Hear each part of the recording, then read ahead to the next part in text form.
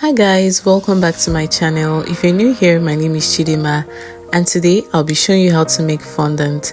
So for the purpose of this video, I'll be using this Monroe icing sugar. There are so many brands in the market and I've used so many brands over the years.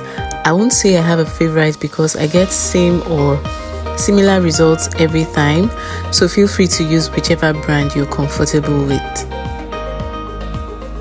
So the unwritten rule about fondant is that you have to sift your icing sugar to get rid of all the lumps that may have formed over time.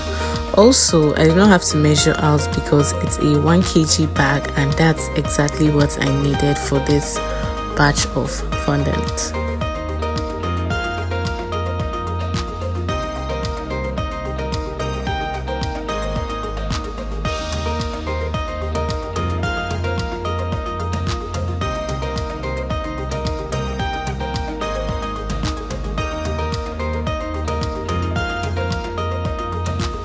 Once you're done sieving your icing sugar, you're going to add in your CMC, mix that a bit, set aside, and then move over to your stove. So to this bowl, I'll add a little bit of water and then I'll sprinkle a tablespoon of gelatin into the water because it's less likely to clump up when you do it this way as opposed to just dumping the whole tablespoon at a time. Please note that the bowl is not on heat yet because we're going to be melting this down using the double boiler method.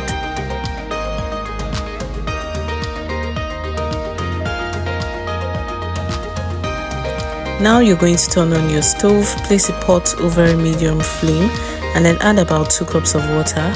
Then place the bowl of gelatin over the pot and just mix it until it melts completely. So this process takes about 3 to 4 minutes.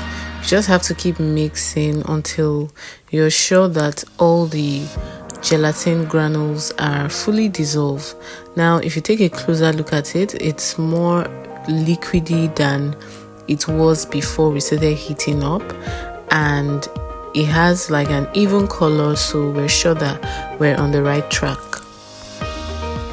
Now that our gelatin is fully dissolved, we're going to add in our liquid glucose and mix well until everything is fully incorporated.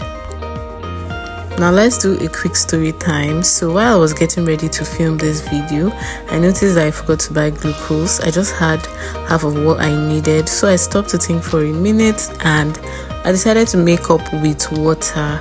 I knew the results were not going to be the same, but I just decided to give it a shot. So stick around to the end of this video if you want to know how everything turned out. So at this point you can see that our glucose is fully melted. Let's zoom in a bit. Yeah, you can see how good it looks. So all that is left now is to combine wet and dry.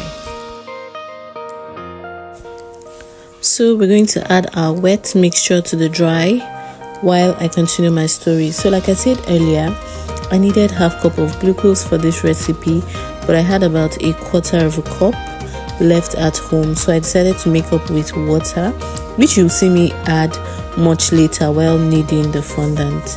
Before I tell you how the fondant turned out, the full recipe will be in the description box, so be sure to check that out.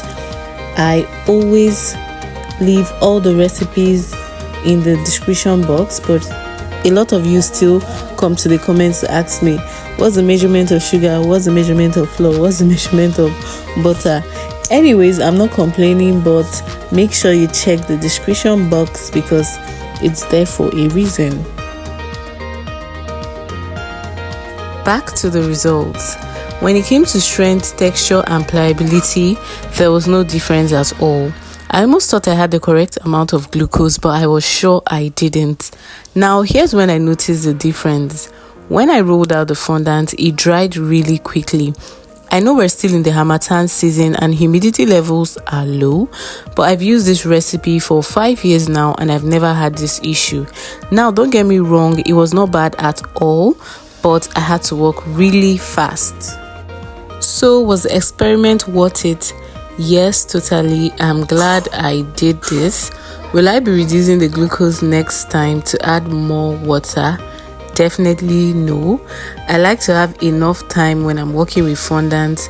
I like to take my time to make all my fondant pieces, all my ribbons. I do not like fondant drying out on me, so definitely I will not be reducing the glucose next time. I'll stick to the original recipe, which you can find in the description box. So let me know if you'll be trying it out. So at this point you can see that our fondant is coming together. All I needed was patience. If you use the recipe in the description box, you don't even have to add water. Trust me, you're going to be tempted to add water, but just trust the process, keep kneading, and you're going to have a very good fondant. Once your fondant has come together like so, you can now color it. But note that if you're using red or black food coloring, you may have to knead in extra icing sugar or corn flour, because you definitely need enough of those colors to make a vibrant fondant, and when you add too much coloring it tends to water it down. So yeah, you just need in extra icing sugar or corn flour and you're good to go.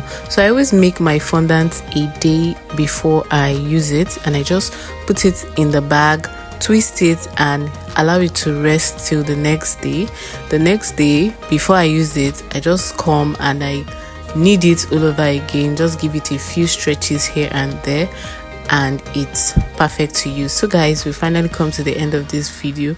I hope you enjoyed this one. Don't forget to like, share, subscribe, and all the good stuff. Bye for now, and I'll see you in my next one. Goodies always from Chidi.